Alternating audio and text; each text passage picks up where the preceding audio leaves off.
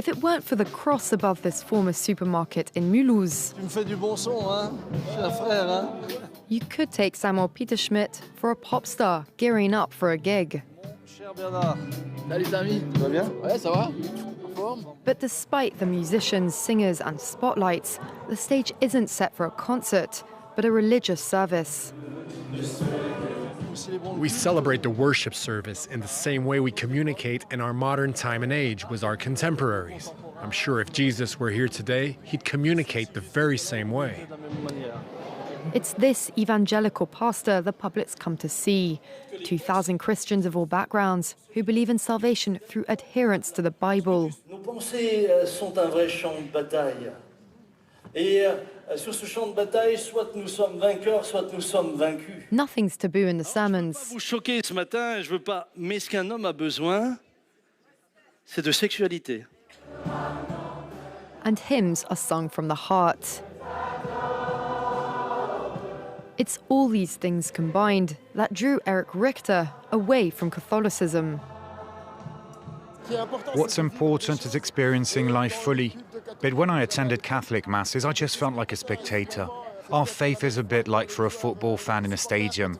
They're in it together, they have faith in their players, and we have faith in God. Mulhouse's Evangelical Church looks like a small business, with 27 employees paid by donations from the faithful. Bonjour la régie, comment ça va? With the resources of a startup, the Mulhouse service is broadcast live on social networks and in several languages, watched all over the world by thousands of followers. Right now we have an online audience of about 2,600. This morning we have a larger following online than inside the room. Connected and uninhibited, these are the two pillars of evangelism's success in France. In 60 years, the number of faithful has increased from 50 to 700,000.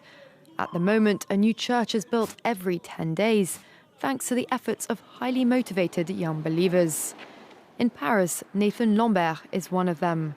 The professional translator opened his own church a year ago. Every Sunday, he rents a room with friends for the weekly service. Good. Tu m'as envoyé les chants par SMS là? Their community already numbers about 50 members. They pay the €15,000 rent with donations, but also with personal savings. I agreed with my wife that we'd put 10% of our income into it. I'm self-employed, so my income fluctuates, but whatever we own, we give 10% directly to the church.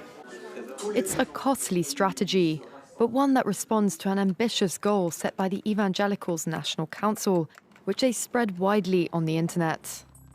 An additional 4,200 churches should be set up. Building a new church requires not just financial resources, but also human resources.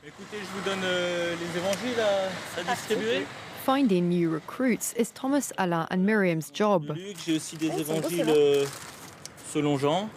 Once a month, they approach passers-by in Paris's suburbs. Not everyone's receptive. Ça vous intéresse pas? Bonjour monsieur. But occasionally, Je peux m'installer là ou... they manage to engage someone in conversation. Je vais pas prendre votre temps, mais on peut discuter si vous voulez. Donc là, vous êtes en pleine période de Ramadan alors.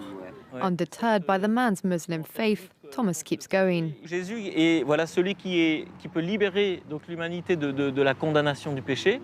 15 minutes later, je peux vous laisser mon numéro de téléphone, comme ça, si jamais en lisant vous avez des questions, ben voilà, n'hésitez pas si vous avez des questions et que Dieu vous garde. Hein. Merci beaucoup. Merci. Au revoir. Exchanges that some consider as proselytizing. Evangelicals refute this. There are no constraints. We don't pray on the week or offer money in exchange for people's faith. It's just us using our freedom of expression. La liberté d'expression. Approaching members of the public for religious or political reasons isn't illegal in France. To hear the evangelicals, this is even one of the secrets to their success.